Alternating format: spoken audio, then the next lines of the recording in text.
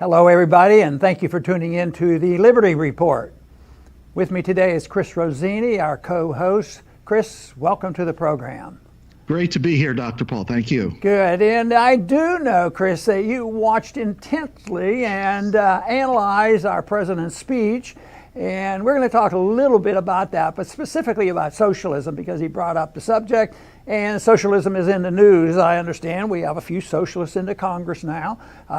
Nothing unusual, but they're getting a lot more attention. But our president said he will never allow this country to go socialist. And I just wonder whether we can rest on his statement that he will protect us against socialism. What do you think? Well, I hate to break it to the president and anybody that believed him, but he's a little too late in making that statement, because America, as we all know, is beyond broke. And it's largely thanks to all the massive socialist policies that we have. And the ones that he didn't even mention, like Social Security and Medicare, the $22 trillion in the socialized debt, the military empire is a socialist institution, the biggest in the world, and we have a socialized money system with the Federal Reserve.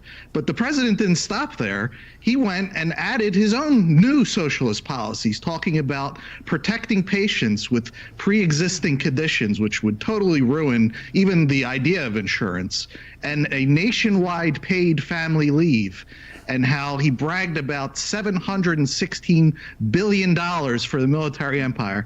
So unfortunately, those were empty words from the president, and we really have to just take a look at what is and what is real and what is not. Well, it won't be very easy for us to get his answer to that, but I'm sure he would say, well, this is protecting you against, the vicious, bad kind of socialism, and that's the reason we have to support some of this.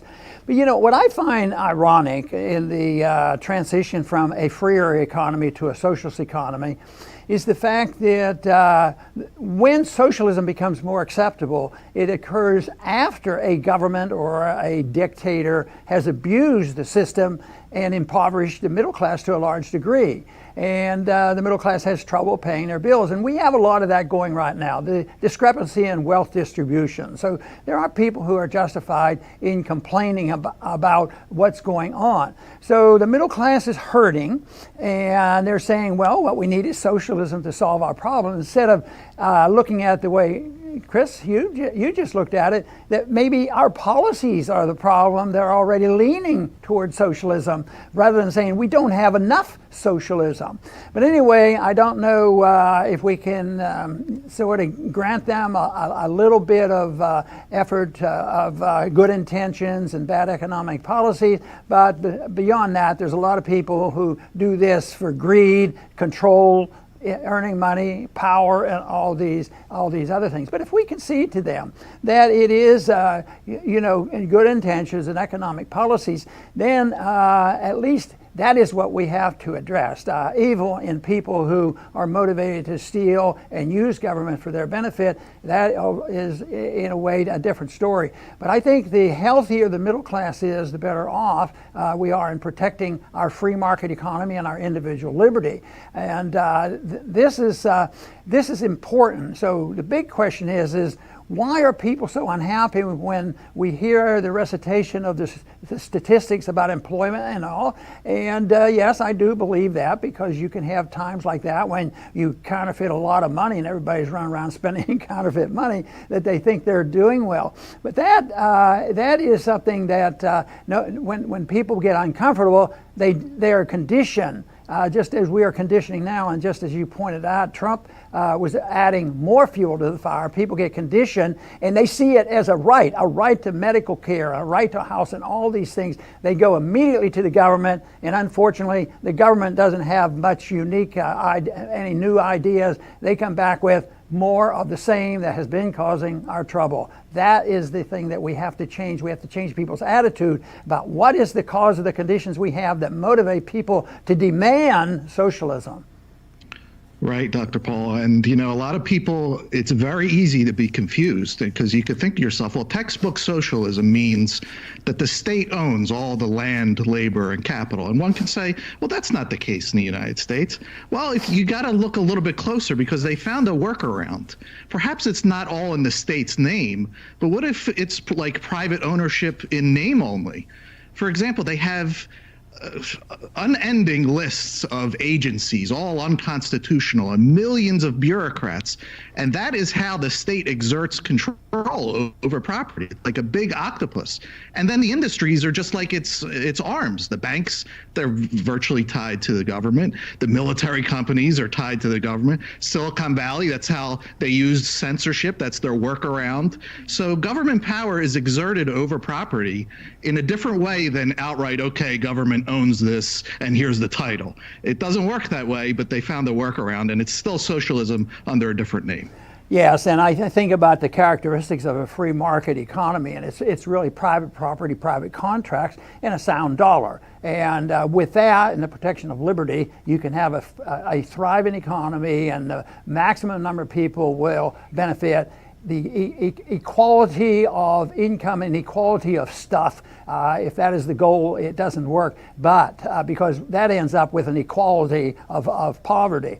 But I think about what you were saying there, Chris, about not owning the land or owning the property and the government controls it. I think about it when you look at land ownership and home ownership. I know when I pay my property tax at the end of the year, I said, this is only rent that we're paying. We don't really own our land. We can't use our land because we get the benefits of government insurance and government interest rate projections and, discounts. We have to do exactly as they tell us. So if you have a government mortgage or if you have government insurance on flood insurance or whatever, then you have to toe the line. And then you have the environmental movement. You have to get not your local authorities, not even your state, but you have to get the federal government to give you permission, and even the United Nations gets involved in this stuff too. So that is not free market capitalism. That is not private property ownership. So we have a long way to go. I don't think we have any perfect example of a free market economy. People ask, when did that occur? Well, it's never been perfect, nor has there been a so-called utopia or a perfect socialist system. And they always say that's why it didn't work. It wasn't perfect. We just need better managers. But they say that there is such a thing as a free market economy. The freer a market is, the more prosperity it is, and the healthier the middle class is. But then we have socialism of many, many varieties. You have fascism and communist socialism, and you have democratic socialism. But socialism, there is a leap into socialism when they control prices. Once they control prices, the ownership, the technical ownership is unimportant. And this is why monetary policy is so important. Because if you want to talk about a socialism that is very great monster, it's not only in our pension funds and Social Security and all that, it is in the monetary system. And when you think about the monetary unit, it's 1/2 of every economic transaction. And it's controlled by a monopoly. And therefore, so we're half monopolized, half into socialism already. But what people are tempted to do, the politicians love it, and it's a little bit harder to defend against. See, Trump didn't get up there and say, well, let's move gently into socialism, even though we might believe that is what he's doing. Well, we're opposed to socialism, but we have this better system. We care. It's caring in a welfare state to make sure the wealth is distributed well. And so people are very tempted. And that's usually referred to as a mixed economy or an interventionist economy. But Mises writes about this a whole lot, and he says it doesn't work. It may seem to at the beginning, especially in the early stages of an inflation, and it works until the currency is destroyed. But that is a system that is very socialistic, but then it could move into fascism or the extreme of Marxism or something like this. And I think we're already moving into this system, which is it's causing more problems than people want to admit, no matter how high the stock market is and all these other things. I think people are very unhappy, and it's the anger and the distribution of wealth which causes major social changes and economic changes, and it's there right now. This whole idea that if you presented a libertarian idea in Washington or even a strict conservative constitutional attitude, what kind of coverage would you get? But now today, if you come in, I'm an avowed socialist, I'm going to give everybody everything they want for free, and we can even go to the Fed and let them print the money. It's been that blatant. And the people cheer, and the media hardly ever challenges it. So the system now, I think what we're witnessing now is the end stages of the managed economy, the mixed economy, the intervention, because of one thing, the other characteristic of what we're doing, this system, leads to spending becomes excessive. You cannot maintain it. That goes into debt, and debt is not maintained, and it has to be liquidated, and that is what we're starting to see. That's correct, Dr. Paul. I'm going to finish by agreeing we're nearing the end of another system. And the president did say something that is very true, and I don't think he realizes how true it is because he's a big government guy. But he said, we are born free and we will stay free. And that's the truth. I mean, the human experience through all of history is the free individual watching these gargantuan governments rise and then fall. And it always falls because it runs contrary to freedom. And what you're left with at the end is, once again, free individuals. Freedom is never wiped out. And America's founders were very special because they saw this. And they said it's self-evident that man is free. So what they wanted to do was chain down this government. They wanted to stop this cycle. And unfortunately, it didn't work. The government just broke the rules that they made and ironically became the biggest ever. But this government is bankrupt. It's going to reach its end game at some point. We think it's soon. And once again, we're going to be left with free individuals who have to start again. And we advocate free markets, sound money, and voluntary interactions the next time around. Yes, and I think that if we look at this as an ideological issue, it's a lot easier to tolerate than if you say that what we have to do is change the hearts and minds of every single member of Congress and everybody in politics. I want to at least, and some days I can't do it as well. I want to give Trump the benefit of the doubt. And I don't think he is an ideological person. I don't think he's read Mises and Hayek. I doubt if he even read the law, this kind of thing. But he has his business instincts and he has good things. Now he's probably turning out to be one of the most astute politicians that there's been around for a long time. What kind of an independent-minded person like Trump can beat the leadership of the Republican Party and the Democrat Party and at least pretend to take on the deep state? So it's something that he's quite capable of handling, except for the fact that the policies aren't good. He'll be good on foreign policy one day, and then he say, well, yes, we're going to take troops out here, but we got to put them over here. And it's not consistent. So I think the easiest way for me to look at it, to be able to not see the job so overwhelming, is that we have to attack this ideologically. We have to get as many people involved in the study and the issue of liberty.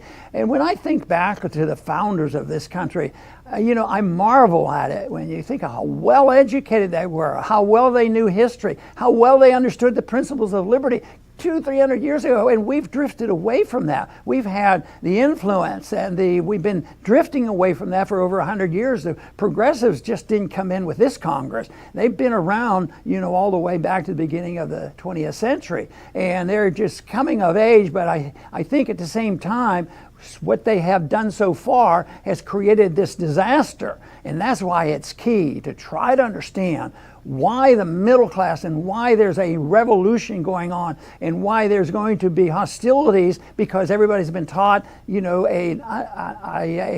definition for rights. Anything they need or want or desire is a right.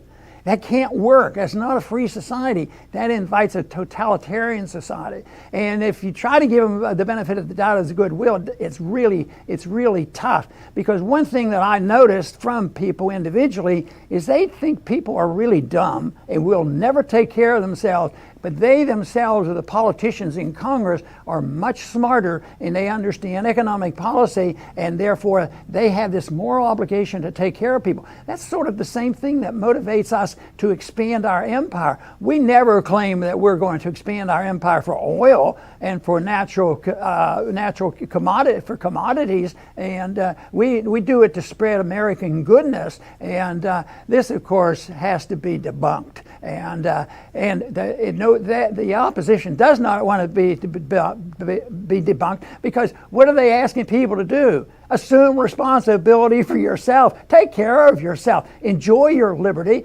Enjoy the fruits of your labor, and stay out of other people's business. And you can mind your own business, but you can keep what you earn. Oh, that is way too much. And they detest success. If somebody is successful doing that, then that's a challenge to the authoritarians who just delight in being the manager of men and the managers of the economy and the managers of the world. So they have to, no matter how successful things are. This is why, it's interesting to watch how much hatred there has been building against Trump, even when there's this declaration that he has improved the economy, because that is the greatest threat ever to those people who want to manage our lives. So I think until we understand that, and quite frankly, I'm optimistic, because talking and spreading this message to young people, tell you what, they'll listen to it. I think they're going to listen to it if we can get to them. But if we have only the media